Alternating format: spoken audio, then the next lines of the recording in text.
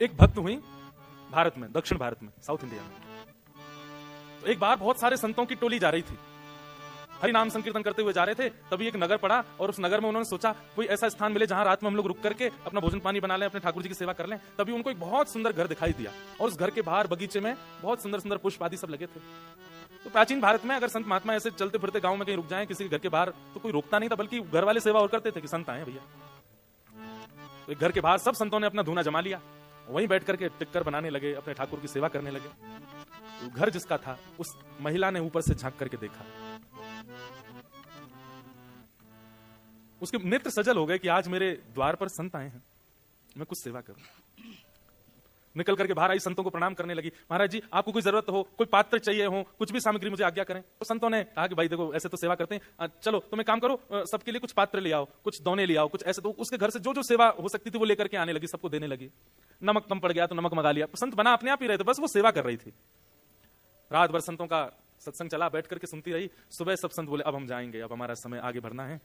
तो दौड़ करके गई और दौड़ करके जाके उसने सुंदर एक दक्षिणा देते हैं ना महापुरुषों को, सुंदर बहुत अद्भुत कुछ दक्षिणा और कुछ सामग्रियां लाई और ला करके संतों के सम्मुख पधरा दिया। अब तो नहीं होता ऐसा, पर प्राचीन काल में संतों का ऐसा नियम होता था कि वे दक्षिणा देने वाले से पूछते जरूर थे कि दक्षिणा कमाने का जरिया क्या है तुम्हारा, ये जो धन हमको दे रहे हो ये आता कैसे है, तुम्हारा काम क्या है, व्यापार क्या है, करते क्या हो। अब तो दक्षिणा देखते ही धल लेते हैं, तुम चाहे जो भी हो।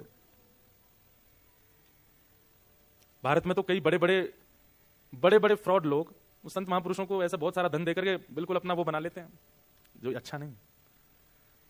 तो संत ने पूछा कि बिटिया इतनी सामग्री तुम सोना चांदी और जाने क्या क्या ये परात में लेकर के आई हो, ठीक है हम स्वीकार करेंगे, पर हमारा नियम है, गुरु आज्ञा है, इन सबको प्राप्त करने का स्रोत क्या है, कहां से आता है। उसके हाथ कांपने लगे, मुख मुरझा गया। बोली महाराज मैं झूठ नहीं बोलूंगी, पर मैं एक नगर वैश्या हूं, मैं नगर वधू हूं, लोगों का नृत्य करके रंजन करती हूं, गायन करके रंजन करती हूं, उसके बाद जो मुझे वो लोग देते हैं उससे मेरा घर चलता है। उसके नेत्र सजल हो गए, सामने बैठे हुए संत भी आश्चर्य में पड़ गए, अब क्या करें। मन में बहुत दुखी हो गई कि मैंने जीवन में कभी किसी महापुरुष संत की सेवा नहीं करी, पर आज मेरा दुर्भाग्य है कि मेरे द्वार पर आप आ गए, ये मेरा सौभाग्य, मेरे घर की सामग्री आपने प्रयोग में ली, ये मेरा सौभाग्य, पर मैं अपनी वस्तु आपको अपना कर्म बता करके नहीं दे सकती, ये मेरा दुर्भाग्य। संतों ने मुंह फेर लिया, धीमे से सामग्री उठाने लगे, हाथ कांप रहे हैं, क्या करूं। आज पहली बार उसको ग्लानि हो रही है अपने ऊपर, लेकिन संत हृदय नवनीत समाना। संत का हृदय कैसा होता है, मक्खन के जैसा, जैसे मक्खन अगर गर्म चीज के पास भी रख दिया जाए पिघल जाएगा, ऐसे संत होते हैं, वो देख नहीं पाए उसके पीड़ा को। बोले इधर आओ, क्या बात है। बोले बस मैं नहीं दे सकती आपको, इसका बहुत ग्लानि है मुझे। संतों ने कहा हमने एक उपचार ढूंढा, यदि तुम देना ही चाहती हो तो हमारी एक बात तुमको माननी पड़ेगी। क्या?